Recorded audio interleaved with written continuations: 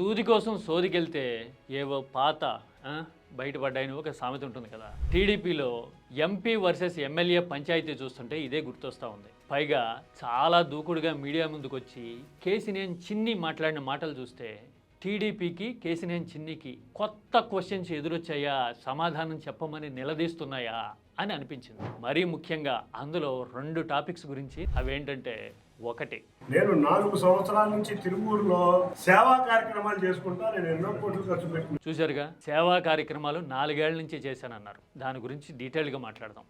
ఇక రెండోది, నా జేబులో డబ్బులు పోతాయని దానికే ఉంటాను, కానీ నేను విజయవాడ ఉత్సవం చేశాను అంటే నేను ఎంత భారీ నష్టంతో విజయవాడ ఉత్సవం చేశానో మీ అందరికీ తెలుసు. అసలు ఈ ఉత్సవాలేంటో, సేవా కార్యక్రమాలేంటో డీటెయిల్డ్గా చూద్దాం. విత్ ప్రూఫ్స్ అండ్ నెంబర్స్ చూద్దాం.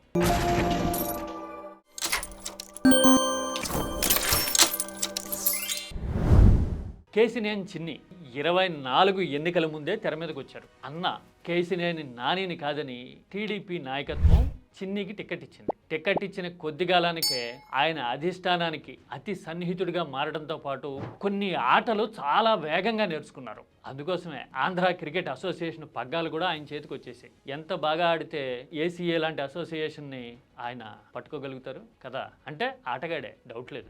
అయితే కొలికపూడికి కౌంటర్ ఇస్తూ చిన్ని మాట్లాడిన మాటలను చూస్తే ఒక డౌట్ వచ్చింది. నాకే కాదు, చూస్తున్న వాళ్ళకి ఎవరికైనా వస్తుంది. అదేంటో తెలుసా?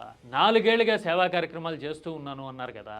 నేను 4 సంవత్సరాల నుంచి తిరువూరులో సేవా కార్యక్రమాలు చేసుకుంటాను. ఆ సేవా కార్యక్రమాలు ఏం చేశారు, ఎక్కడ చేశారు, ఏ పేరుతో చేశారు అనేది అసలు పాయింట్. తిరువూరుతో పాటు ఇంకో 6 నియోజకవర్గాలు కూడా విజయవాడ పార్లమెంట్లో ఉన్నాయి. అందులో సిటీలో ఉన్న 3 అర్బన్ కాన్స్టిట్యున్సీస్ అయితే, ఇటు మెట్ట మీద నందిగామ, జగ్గైపేట, మైలవరం నియోజకవర్గాలు కూడా ఉన్నాయి. అంటే ఈ 7 అసెంబ్లీ నియోజకవర్గాల్లో 4 ఏళ్ల పాటు సేవా కార్యక్రమాలు. ఎన్నికల ముందు 4 ఏళ్ళు, లేదంటే కనుక ఈ ఏడాదిన్నర కూడా కలుపుకుని 4 ఏళ్ళు చెప్పాల, మొత్తం 4 ఏళ్ళు అనుకుందాం పోనీ. అంటే ఎన్నికలకి 2.5 సంవత్సరాల ముందే ఆయన సేవా కార్యక్రమాలు మొదలు పెట్టేశారు అనుకుందాం. ఏ పేరుతో చేశారు, ఎక్కడెక్కడ చేశారు? 7 నియోజకవర్గాల్లో, అందులోనూ అర్బన్ ప్రాంతం ఎక్కువగా ఉన్న చోట సేవా కార్యక్రమాలు చేయడం అంటే ఎంత ఖర్చు అయి ఉంటుంది? ఈ వివరాలు తెలుసుకోవడానికి కేసినేని ఫౌండేషన్ని నేను ఓపెన్ చేశాను ఆన్లైన్లో. మీరు ఇప్పుడు చూస్తూ ఉన్నారు కదా, ఇదే కేసినేని ఫౌండేషన్ వెబ్సైట్. పైన హెల్ప్ ద హెల్ప్లెస్ అని రాశారు. ఆ తర్వాత ఎడ్యుకేషన్ అసిస్టెన్స్ ఇస్తామని, మెడికల్ అసిస్టెన్స్ ఇస్తామని, we are in mission to help helpless అని ఉంది. ఇక్కడ అబౌట్ అస్లోకి వెళ్తే కొంత ఇన్ఫర్మేషన్ ఉంది. విజన్ ఏంటి, మిషన్ ఏంటి అనేది చెప్పారు కొంత. హూ వీఆర్లో కూడా అబౌట్ అస్లో ఉన్న ఇన్ఫర్మేషనే ఉంది. ఫౌండర్ ఎవరు అని చెప్పేసి అని ఉంటే కేసినేని శివనాథ్ పేరు వస్తూ ఉంది. ఆయన గురించి కొన్ని వివరాలు ఇక్కడ చెప్పున్నారు. అయితే ఎలాంటి సేవా కార్యక్రమాలు చేశారో అని చూస్తే, మీడియాకి ఇచ్చిన సమాచారం కానీ, ఇక్కడ తెలుసుకోవాలనుకున్న వాళ్ళు చూడడానికి కానీ వెళ్తే, ఇక్కడ ఓవరాల్గా పార్లమెంట్ నియోజకవర్గానికి పరిధిలో ఏమున్నాయి అని చెప్పేసానంటే, కొందరి దాతల ఫొటోస్ ఉన్నాయి, కొన్ని వితరణ చేస్తున్నట్టుగా ఇంకొన్ని ఫొటోస్ కనిపిస్తున్నాయి. ఎక్కడ పర్టికులర్గా ఇన్ని సేవా కార్యక్రమాలు చేశాము, ఇంత ఖర్చు పెట్టాము, ఇంతమంది బెనిఫిషియర్స్ ఉన్నారు, ఈ ప్రాంతాల్లో మా సేవా కార్యక్రమాలు నడుస్తూ ఉన్నాయి, ఇది మా ఎస్టాబ్లిష్మెంట్ అని సాలిడ్గా చూపిస్తున్న దాఖలా ఎక్కడా లేదు ఈ వెబ్సైట్ మొత్తం మీద. ఇదంతా పెరిఫెరల్గా ఉందంటే ఉంది అన్నట్టుగా మాత్రమే వివరాలు ఉన్నాయి. బ్యాలెన్స్ షీట్, ఖర్చులు, కార్యక్రమాలు, నిధుల వివరాలు కాదు కదా. కనీసం ఈ ఫౌండేషన్ ఎప్పుడు మొదలైంది, రిజిస్ట్రార్ ఆఫ్ సొసైటీస్ దగ్గర సెక్షన్ 8 కంపెనీ అయితే గనక మినిస్ట్రీ ఆఫ్ కార్పొరేట్ అఫైర్స్ దగ్గర రిజిస్టర్ అయ్యిందా, ఉద్యోగులు ఎంతమంది లాంటి సాధారణ డీటెయిల్స్ కూడా ఇందులో కనిపించడంలా. నేను యాక్చువల్గా కేసినేని ఫౌండేషన్ అంటే ముందు నుంచి ఒక ఫౌండేషన్ ఉండేది. కేసినేని నాని ఎంపీగా ఉండగా అప్పట్లో రతన్ టాటాతో కేసినేని ఫౌండేషన్ అసోసియేట్ అయిందని విజయవాడ పార్లమెంట్ నియోజకవర్గం పరిధిలో 264 గ్రామాల్లో ఏమో టాటా ఫౌండేషన్ దత్తత తీసుకుంది, గుర్తుంది ఇప్పటికీ. ఆ తర్వాత ఏ రాజకీయపరమైన ఇష్యూ వచ్చినా, లేదంటే కనుక రిలవెంట్గా అనిపించిన ఏ టాపిక్ వచ్చినా కానీ కేసినేని భవన్ అని ఒక హ్యాండిల్ ఉండేది. నా బ్లాగ్లో నేను చాలాసార్లు రాసిన సందర్భాల్లో ఆ హ్యాండిల్ నుంచి రెస్పాన్స్ వచ్చేది. నేను బహుశా ఆ ఫౌండేషన్ ఏమో ఇది అనుకున్నా. కాదు, ఈ ఫౌండేషన్కి ఫౌండర్ కేసినేని శివనాథ్ అట. అయితే కేసినేని చిన్ని ఆర్థిక పరిస్థితి ఏంటి, ఎన్నికల టైంలో ఆయన అఫిడవిట్లో ఏ వివరాలు పొందుపరిచారు, ఈసీకి చెప్పారు అనేది ఏడీఆర్ రిపోర్ట్లో ఏముందో ఒకసారి చూద్దాం. మీరు ఇప్పుడు ఏడీఆర్ రిపోర్ట్ స్క్రీన్ మీద చూస్తున్నారు. Kesineni Sivanath, son of Ramaswamy Kesineni. Assets and liabilities ఇక్కడ ఉన్నాయి చూడండి. అసెట్స్ వచ్చేసి 29,20,66,245. లయబిలిటీస్ అంటే అప్పులు వచ్చేసి 27,89,00,00,000. 95,721 కోట్లు. అంటే ఆస్తులకి అప్పులకి సుమారుగా ఒక 2 కోట్లు మాత్రమే తేడా ఉంది. అంటే బ్యాలెన్స్ 2 కోట్లు మాత్రమే ఉంది.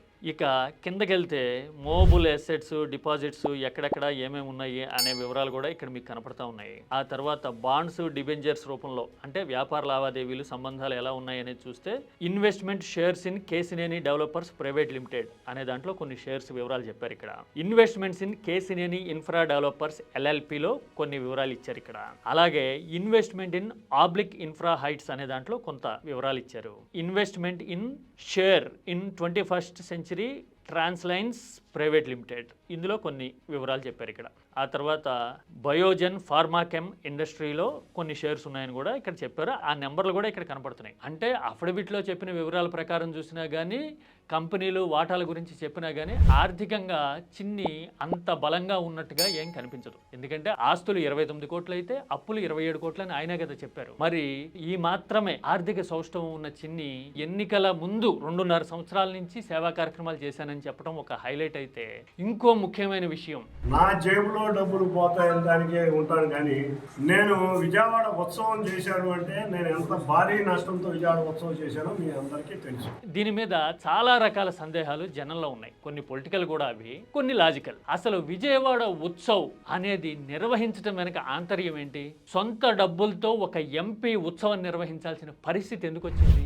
ఎవరిని మెప్పించడానికి?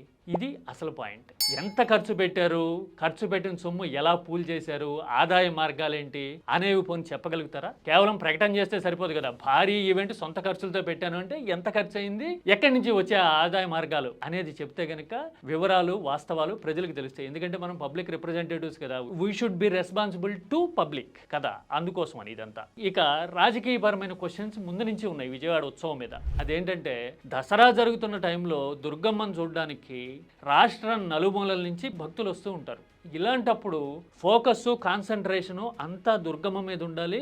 మీడియాలో కూడా దుర్గమ్మ గురించి వస్తే ఆ భక్తి భావము, ఆ ఆధ్యాత్మికత, ఆ విజయవాడ విశిష్టత తెలుస్తాయి. మరి ఇలాంటి టైంలో సాంస్కృతిక కార్యక్రమాలంటూ విజయవాడ ఉత్సవం పెట్టేసి అక్కడ సాయంత్రం అయ్యేసరికి రాజకీయ ప్రసంగాలు చేయడం వలన ఎవరికి ప్రయోజనం, ఎవరిని మెప్పించాలని అనుకోవటం ఇది? అంటే రాజకీయంగా ఎలాంటి డెసిషన్స్ తీసుకుంటున్నాము, ఎవరిని మెప్పించడానికి పనిచేస్తున్నాము అని చెప్పడానికి విజయవాడ ఉత్సవం ఒక ఎగ్జాంపుల్. పైగా ఆ ఉత్సవాల్ని సొంత డబ్బులతో పెట్టుకున్నాను అని చెప్తున్నారు. అంటే ఫౌండేషన్ యాక్టివిటీస్లోనేమో పర్టికులర్స్ కనపడలా, ఫైనాన్సెస్ చూస్తేనేమో అంతంత మాత్రంగా ఉంది. విజయవాడ ఉత్సవమేమో సొంత ఖర్చులతో చేస్తున్నానంటున్నారు.